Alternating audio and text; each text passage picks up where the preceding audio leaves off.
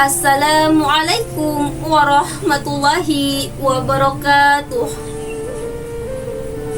Alhamdulillahirabbil alamin wal akibatu lil muttaqin wala udwana illa ala zalimin wassalatu wassalamu ala asrafil anbiya wal mursalin sayyidina wa maulana Muhammadin wa ala alihi wa sahbihi ajma'in, amma ba'd.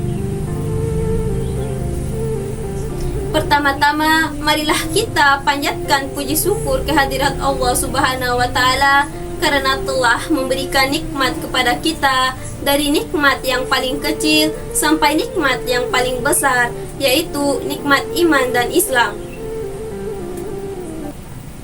Solawat serta salam marilah kita curahkan kepada junjungan kita, revolusioner Islam sedunia, pendobrak kebatilan, penghancur kemunkaran, pembawa rahmat seluruh alam, yaitu baginda alam Habibana wa Nabiyana wa Maulana Muhammad sallallahu alaihi wasallam.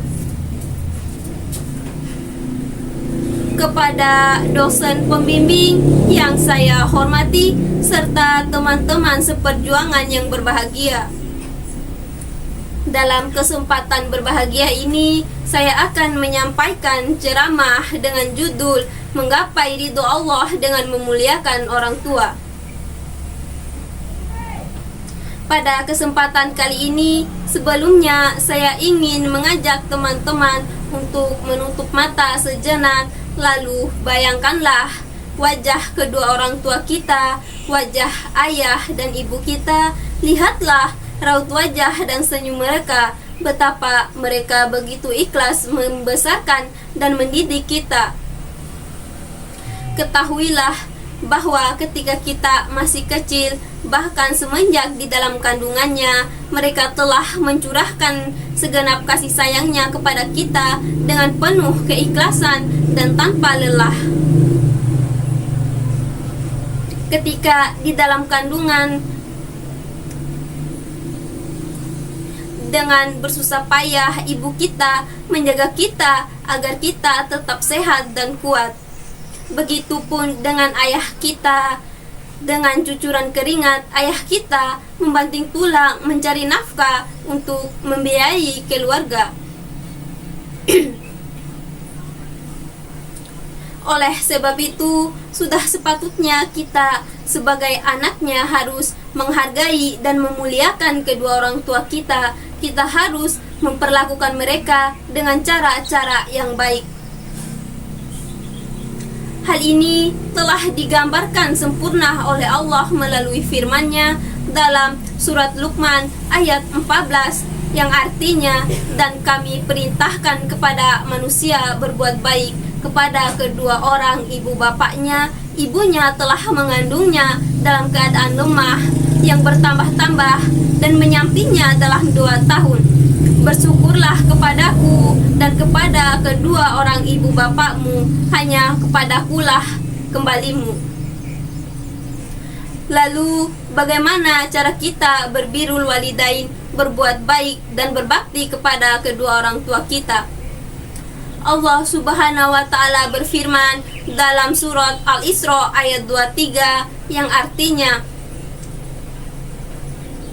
Tuhanmu telah memerintahkan supaya kamu jangan menyembah selain Dia, dan hendaklah kamu berbuat baik pada ibu bapakmu dengan sebaik-baiknya.